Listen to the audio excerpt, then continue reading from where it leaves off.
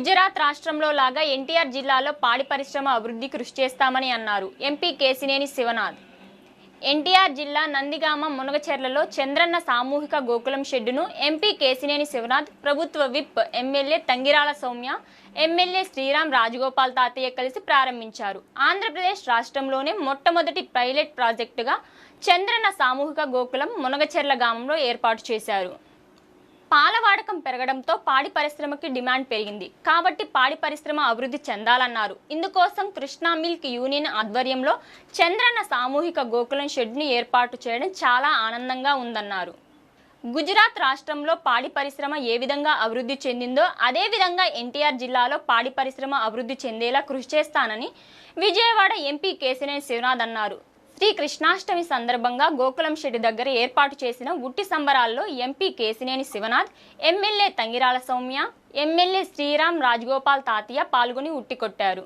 ఈ కార్యక్రమంలో Krishna milk union MD Kolli Eswar Babu, KDCCC EO Shyam Manohar, Nandigama municipal chairman Mandava Krishnakumari, Nagarjuna Sagar left canal chairman Kota Veerababu, Nandigama mandal party president Veeranki Veeraswamy, Chandarlapadu mandal party president Mekala Sudhakar, Nandigama observer Bachchula Bose, Munagacherla పాల union సంఘం అధ్యక్షులు కొల్లూరి నాగేశ్వరరావులతో పాటు మిల్క్ యూనియన్ డైరెక్టర్లు, మిల్క్ యూనియన్ సభ్యులు, మండల గ్రామ నాయకులు పాల్గొన్నారు.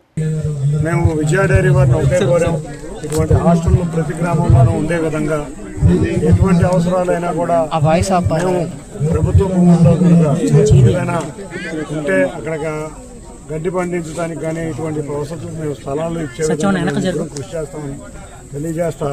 ప్రతి గ్రామంలోనూ ఇటువంటి హాస్టళ్ళు ఉంటే చాలామందికి ఇవాళ గ్రామాల్లో నిజంగా గేదెలు పోషించడానికి సరిపడా మనుషులు చాలా ఇబ్బంది పరిస్థితుల్లో ఉన్నాయి. ఇవాళ ఎన్టీఆర్ జిల్లా మొత్తం యానిమల్ హస్బెండరీ డిపార్ట్మెంట్ వాళ్ళు ఇమ్మీడియట్గా గౌరవ చంద్రబాబు నాయుడు గారి ఆదేశాల మేరకు ఇక్కడ ఎట్టి పరిస్థితుల్లో రాజధాని అమరావతికి అవసరమయ్యే విధంగా, అంతేకాకుండా విజయవాడ నగరానికి అవసరమయ్యే విధంగా మిల్క్ ప్రోడక్ట్ కానీ ఇటువంటివన్నీ చేయాలి. ఇటువంటి వాటిలన్నింటికి మేము ఇక్కడ ఉన్న రైతుల దగ్గర మేము ఇటువంటి సంపద పెంచగలిగితేనే ఈ జీడిపి రేట్ 18.5% ఆఫ్ విజయ కృష్ణా జిల్లాలో ఎన్టీఆర్ జిల్లా అవుతుంది.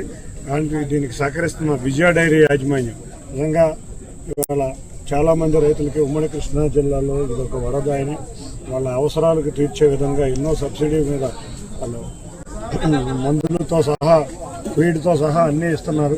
తప్పకుండా మళ్ళీ ఒక ఇదే విజయ డైరీ ద్వారా మా మహిళా మనులు ముఖ్యంగా డాక్రా గ్రూపులు ఇక్కడ ఎన్నెన్నో ప్రోడక్ట్ చేస్తున్నారు.